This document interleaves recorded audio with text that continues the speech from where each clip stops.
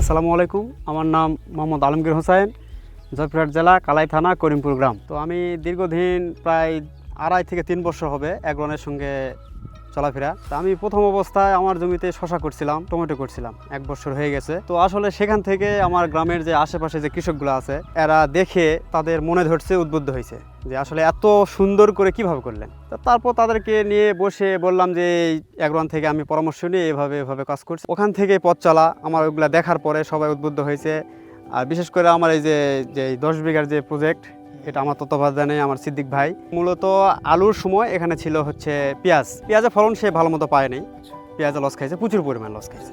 তারপরে কি করবে, শোন বললাম যে ভাই বৃত্তান্ত যদি মরিচ করেন ভালো হবে, মরিচ আছে, করলা আছে, আপনি সাজেশন দিলেন? হ্যাঁ সাজেশন দিলাম। তো বলছি যে না, তাহলে যদি করি তাহলে একটাই করবো। তো সকল থেকে সে সিদ্ধান্ত নিয়েছে যে মরিচ করবে। তারপরে এত বড় প্রজেক্ট সবাই করে, 2 বিঘা 3 বিঘা এরকম প্রজেক্টে করে, কিন্তু আমার সিদ্দিক ভাই একবার বিশাল ভাবে একটা করছে। হ্যাঁ, খুব ধানের জমিতে সাহসিকতা করা নিয়েই হয়েছে। করছে। ভ্যারাইটি কি লাগিয়েছেন এই জায়গায়? এখানে অ্যাগ্রোয়ানের নাগাফার কিং আছে, 1+ আছে, ধুম 2 আছে, সানফ্লাওয়ার আছে।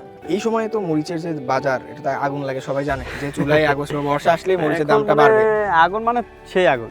কেমন দাম বলেন তো এখানে আসলে কেমন পাচ্ছে এবং উঠাচ্ছে কেমন প্রতিদিন? সপ্তাহে প্রায় দেখা যাচ্ছে যে 40-45 মন করে উঠতেছে সপ্তাহে। 40-45 মন। হ্যাঁ। এক এক মন হচ্ছে আপনার প্রায় 5,000 টাকার বেশি পড়বে।